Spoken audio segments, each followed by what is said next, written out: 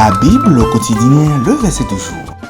Psaume chapitre 56, le verset 10, version parole de vie, je cite. Alors, quand j'appellerai au secours, mes ennemis reculeront.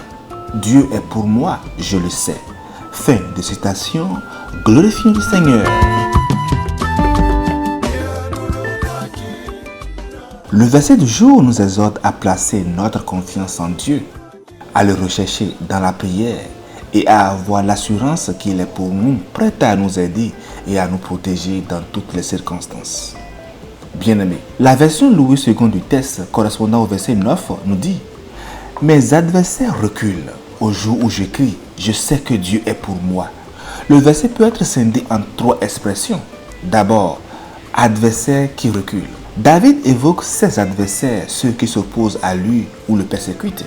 Lorsqu'il crie à Dieu, il observe que ses ennemis reculent. Cela suggère que lorsque David se tourne vers Dieu dans la prière, sa confiance en Dieu conduit à des résultats tangibles.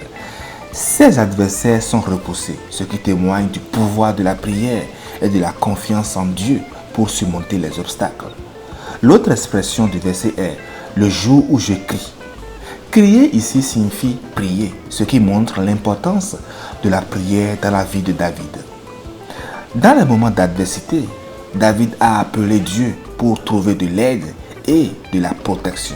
Cela rappelle que la prière est un moyen puissant par lequel nous pouvons toujours nous tourner vers Dieu lorsque nous faisons face à des défis. L'expression finale du verset est « Je sais que Dieu est pour moi ». La confiance de David en Dieu est manifeste ici. Il a une certitude profonde que Dieu est de son côté. Cette confiance est basée sur sa relation avec Dieu et sur ses expériences passées de la fidélité divine.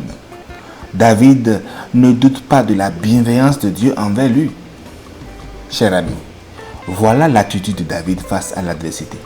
Son réflexe premier, c'est de crier à Dieu. Et il l'a fait parce qu'il a confiance à l'Éternel. À notre tour, que faisons-nous? Parce que l'adversité ne manque pas dans notre quotidien aujourd'hui.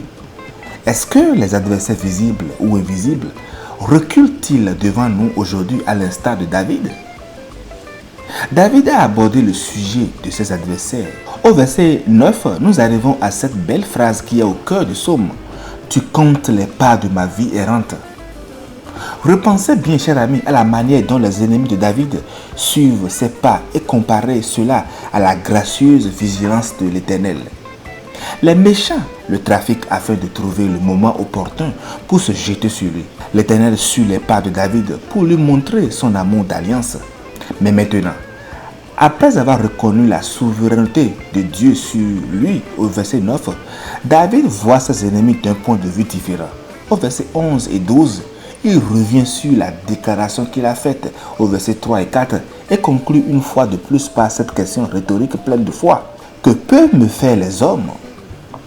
David est sûr que leur condamnation est assurée. En termes humains, il n'a peut-être aucune raison logique de le croire, étant donné qu'il est toujours un homme en fuite. Mais il croit par la foi ce qu'il ne peut pas encore voir de ses yeux. Mais pourquoi? La deuxième partie du verset, comme je vous l'ai dit, le dit clairement. Je sais que Dieu est pour moi. Il est impossible, par un quelconque discours humain, d'exprimer la pleine signification de cette phrase réjouissante. Dieu est pour moi. Qui peut être contre nous? Personne. Alors, au travers du verset, cher ami, nous pouvons retenir que même lorsque nous sommes confrontés à des adversités, nous pouvons avoir confiance en Dieu et lui faire appel dans la prière. La prière, oui, la prière.